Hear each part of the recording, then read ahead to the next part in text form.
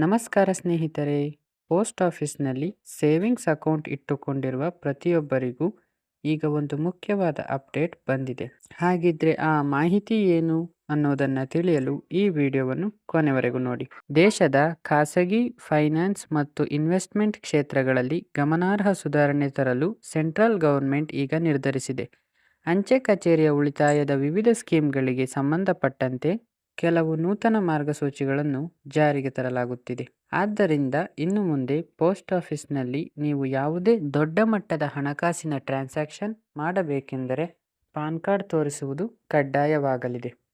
Income tax rules 2026ರ ಪ್ರಕಾರ ಈ ಮಹತ್ವದ ಬದಲಾವಣೆಯನ್ನು ತರಲಾಗಿದ್ದು, ಪೋಸ್ಟ್ ಆಫೀಸ್ ಖಾತೆಗೆ ಹಣ ಜಮೆ ಮಾಡುವಾಗ ಅಥವಾ ವಿತ್ಡ್ರಾ ಮಾಡುವಾಗ ಕಸ್ಟಮರ್ಸ್ ತಮ್ಮ ಪಾನ್ ನಂಬರ್ ಕೊಡುವುದು ಈಗ ಮಸ್ಟ್ ಆಗಿದೆ. ಒಂದು ವೇಳೆ ನಿಮ್ಮ ಹತ್ತಿರ ಪಾನ್ ಕಾರ್ಡ್ ಇರದಿದ್ದರೆ ನೀವು ಗಾಬರಿ ಪಡಬೇಕಾದ ಅವಶ್ಯಕತೆ ಇಲ್ಲ.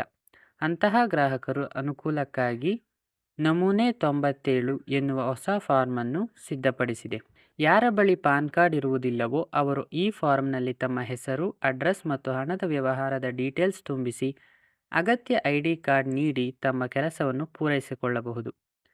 ಇನ್ನು ಇದೇ ವೇಳೆ ಆಗಿರುವ ಇನ್ನೊಂದು ದೊಡ್ಡ ಬದಲಾವಣೆ ಏನೆಂದರೆ, ಪೋಸ್ಟ್ ಆಫೀಸ್ ಇನ್ವೆಸ್ಟ್ಮೆಂಟ್ನ ಬಡ್ಡಿ ಮೇಲೆ ಟ್ಯಾಕ್ಸ್ ಬೆನಿಫಿಟ್ ಪಡೆಯಲು ನೀವು ಗಮನಿಸಬೇಕಾದ ಅಂಶವಿದೆ. ಹಿಂದೆ ಚಾಲ್ತಿಯಲ್ಲಿದ್ದ 15G ಮತ್ತು 15H ಫಾರ್ಮ್ಗಳ ಬದಲಿಗೆ ಇನ್ನು ಮುಂದೆ ನೀವು ನಮೂನೆ 121 ಅನ್ನು ಸಬ್ಮಿಟ್ ಮಾಡಬೇಕಾಗುತ್ತದೆ. ವಾರ್ಷಿಕವಾಗಿ ಯಾವುದೇ ತೆರಿಗೆ ಕಟ್ಟುವ ಅವಶ್ಯಕತೆ ಇಲ್ಲದವರು ಈ ಫಾರಂ ನೀಡುವ ಮೂಲಕ TDS ಕಟ್ ಆಗದಂತೆ ತಡೆಯಬಹುದು. ಈ ಪ್ರಕ್ರಿಯೆಯನ್ನು ಪ್ರತಿ ಹೊಸ ಆರ್ಥಿಕ ವರ್ಷ ಪ್ರಾರಂಭವಾದಾಗಲೂ ನೀವು ಪ್ರತ್ಯೇಕವಾಗಿ ಸಲ್ಲಿಸಬೇಕಾಗಿ ಬರಬಹುದು.